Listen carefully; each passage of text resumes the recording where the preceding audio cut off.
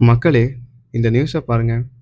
கோயம்புத்தூர்ல 10 வயது சிறுமி நேத்து கடத்தப்பட்டு, இன்னைக்கு மார்னிங் அதே பகுதியில 2 கிலோமீட்டர் சரவுண்டிங்ல சடலமாக மீட்டிருக்காங்க. நியூஸ்ல என்ன சொல்றாங்கன்னா, அந்த பொண்ணு பாலியல் வன்கொடுமை செய்யப்பட்டு கொலை பண்ணப்பட்டிருக்காங்கன்னு சொல்றாங்க. ஸோ, இப்போ ஒருத்தவங்கள அரெஸ்ட்டும் பண்ணியிருக்காங்க. எனக்கு இந்த நியூஸ கேட்கும்போது, "ஆட்சிகள் மாறினாலும் காட்சிகள் மாறவில்லைன்னு" சொல்லிட்டு அந்த கோட் தான் ஞாபகத்துக்கு வருது. எனக்கு தெரியும். நானே ஒரு விர்ச்சுவல் வாரியர் தான். பட் இது மாரி நியூஸ வந்து என்னால ஏத்துக்க முடியல. ஏன்னா, நான் ஏன் விர்ச்சுவல் வாரியர்? நான் ஏன் டிவிக்கு விஜய் அவர்களுக்கு வோட் பண்ணேன்னா, ஸோ லாஸ்ட் ஆட்சிலயும் இதே போல நடந்துட்டு இருந்துச்சு. இந்த திருவள்ளூர்ல, மீஞ்சூர்ல வீட்டு புகுந்து அந்த பொண்ண போதையில இது பண்ண பார்த்தாங்க.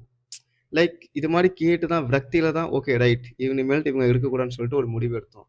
பட் நம்ம ஆட்சிலயும் இது மாரி நடக்குதுன்னா, எனக்கு என்ன சொல்றதுன்னு தெரியல. ஸோ, ஏற்க ஒரு நியூஸ் பார்த்துருப்பீங்க. அந்த வாய் பேச முடியாத பொண்ண கேங் ரேப் கூட்டு பாலியல் பண்ணியிருந்தாங்க. நெக்ஸ்ட்டு இந்த நியூஸு. என்ன நடந்துட்டுருக்கு? புரியல. இவங்களுக்கெல்லாம் என்னம்மா? சாதாரண லைக் ஜெயில் தானே, 10 வருஷம் தானே, 5 வருஷம் தானே. அந்த ஒரே ஒரு ரீசன் தான். மரண தண்டனை.